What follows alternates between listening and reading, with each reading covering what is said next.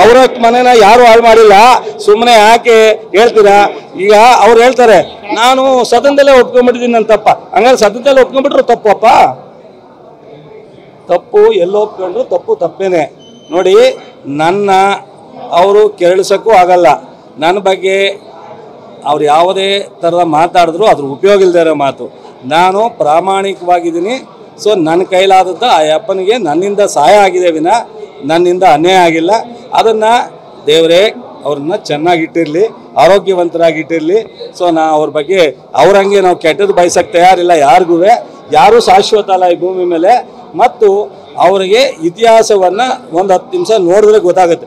ಧರ್ಮಸ್ಥಳಕ್ಕೆ ಹೋಗೋದು ಬೇಡ, ಇಲ್ಲೇ ನಿಂತ್ಕೊಂಡು ಅದು ಸದನದಲ್ಲಿ ಹೇಳೋರಲ್ಲ, ಚಲುವರಾಯಸ್ವಾಮಿ ಮತ್ತು ಸ್ನೇಹಿತರಿಂದ ನಾನು ಈ ಸ್ಥಾನಕ್ಕೆ ಬರುವಂಥ ಅವಕಾಶ ಆಯಿತು ಅಂತ.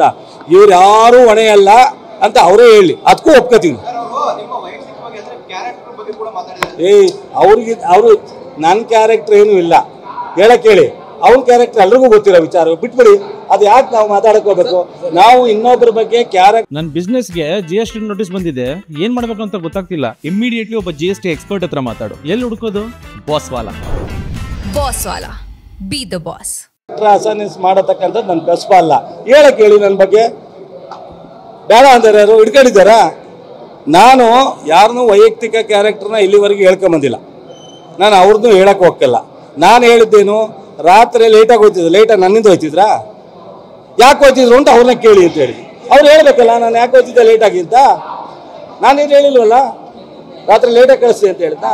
ಲೇಟಾಗಿ ನಾವು ಜವಾಬ್ದಾರಲ್ಲ, ಅವರೇ ಜವಾಬ್ದಾರರು, ಕೇಳಿ ಅವ್ರನ್ನೇ ಅಂತ ಅಷ್ಟೇ ತಾನೇ ಹೇಳಿದ್ದು. ನಾನೇ ವೈಯಕ್ತಿಕವಾಗಿ ಈಗಿರೋ ಜೊತೆಲಿ ನನ್ನ ಸ್ನೇಹಿತರನ್ನು ವೈಯಕ್ತಿಕವಾಗಿ ಟೀಕೆ ಮಾಡೋಕ್ಕೆ ಹೋಗಲ್ಲ, ಇನ್ನೊಬ್ಬರನ್ನು ಹೋಗಲ್ಲ. ನಮಗೆ ಒಂದು ಸಂಸ್ಕಾರ ಇದೆ, ಗೌರವ ಇದೆ. ಅವ್ರಿಗೆ ಬಾಯಿಗೆ ಏನು ಬರ್ತದೆ ಅದು ಮಾತಾಡ್ತೀನಿ ಅಂತ ನೋಡ್ರಿ. ಅದು ಎಷ್ಟು ದಿವಸ ನಡೆಯಲ್ಲ.